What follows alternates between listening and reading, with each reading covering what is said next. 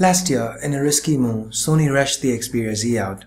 They made sure it hit the shelves much before similar offerings from Samsung and HTC. And the move paid off, with Sony managing to ship millions of units despite both the HTC One and the Galaxy S4 outspecking the Xperia Z. Fast forward about 12 months and the roles are now reversed. Samsung's had a head start this time around. Does the Z2 have enough to take on the likes of the M8 and the S5, especially given that the Z1's barely 6 months old? Well, that's what we aim to find out in this video. So, if this is your first time here, or in case you've plain old forgotten, my name's Ash and you're watching C4E Tech. Let's get started.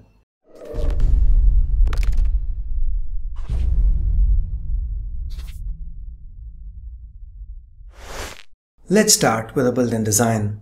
Just like Samsung with its plastic, Sony is standing by its Omnibalance metal and glass design.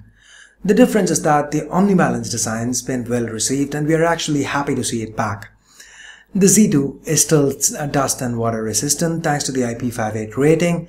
It's a little taller than the Z1 but narrower, slimmer and even weighs 7 grams less.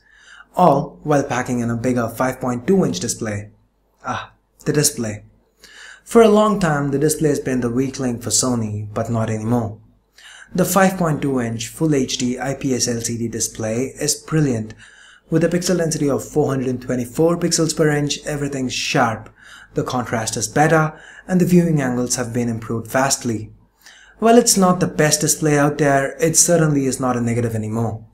Viewing videos with X-Reality turned on is an amazing experience. Talking about watching videos, the front-facing stereo speakers are also a welcome addition. While they aren't very loud, they definitely are an improvement over the single speaker found on the Xperia Z1. The earphones included vary from region to region, and while they are great in some regions, here in India the included earphones aren't really good. Swap them with a pair of premium earphones though, like these Meze 11 Classics, and the audio is amazing.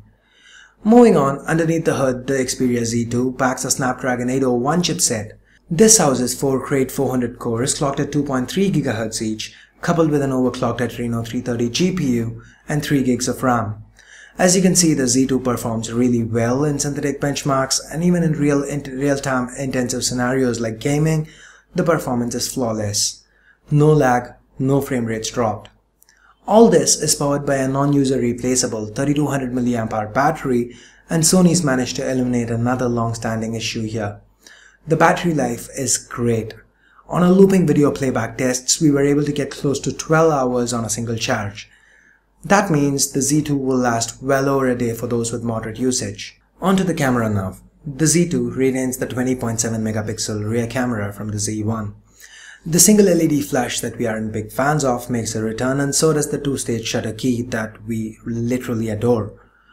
Performance is a mixed bag. Sadly, most of the options like scene selection and HDR still aren't available at resolutions over 8 megapixel. If it's any consolation, we now have an option to shoot 15.5 megapixel widescreen photos in the manual mode.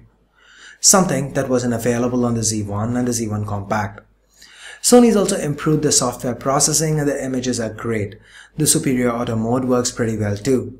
The ability to shoot 20.7 megapixel pictures means a ton of details retained and you can zoom in quite a bit. Much like every flagship release this year, the Xperia Z2 also has a background defocus mode. And it's more of a gimmick. Most of the times the results aren't what you'd want to see. It's also worth noting that the resolution's again capped at 8 megapixels here. With the physical shutter key, underwater shooting is also possible. The user interface is also similar to what we've been used to. While there are a lot of options to choose from, they are cleanly labeled and not too overwhelming. The Z2 also lets you shoot 4K video. The results are pretty good. The video you're watching right now was shot at 4K and downscaled to 1080p. Occasionally the camera does fail to load with an error message stating that it's due to overheating issues. This actually happened to me just as I was unboxing the Z2 and had me fearing the worst. But I'm happy to report that it's more of an exception rather than the norm. Anyway, we now get to the software. The Xperia Z2 runs Android 4.4.2 KitKat out of the box and has Sony's custom Xperia UI on top. This is almost the same UI that we saw on the Z1. You still get widgets on the lock screen, tap the Open Apps key and you're still greeted by the small apps, apps that float on screen and enhance the multitasking experience. As always, there are quite a few themes to choose from. While a few aspects of the UI are intrusive, for the most part it does its job well without affecting performance. Everything's fast and fluid, apps open up quick with little to no lag. So where does that leave us? The Xperia Z2 is an evolutionary upgrade over the Z1, just like almost every other flagship out there. But the difference here is that Sony has fixed two of the biggest chinks in their armor: display and battery life, and to a lesser extent even audio output. Sony's done all that while retaining almost everything else that we loved about the original Xperia Z.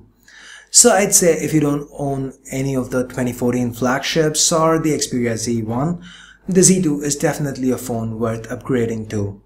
While the Z2 is priced similar to other flagships out there, Sony does sweeten the pot by adding some extras like the multimedia dock or the smart band depending on where you get your Z2 from. So anyway, if you do want to pick up the Xperia Z2, you can do that from Amazon or clove.co.uk. I'll leave direct links right below the like button in the description. So I guess that pretty much wraps up this video. Hope you guys liked it. If you did, don't forget to give this video a thumbs up. And for more videos like these, please do stay subscribed. And if you do have any video requests for me, feel free to hit me up on Facebook, Twitter or Google+. Again, the links to my social networks can be found right below in the description. So thanks a lot for watching, guys. Till next time, this is Ash here from C4E Tech signing off. You guys have a great day. Bye bye now.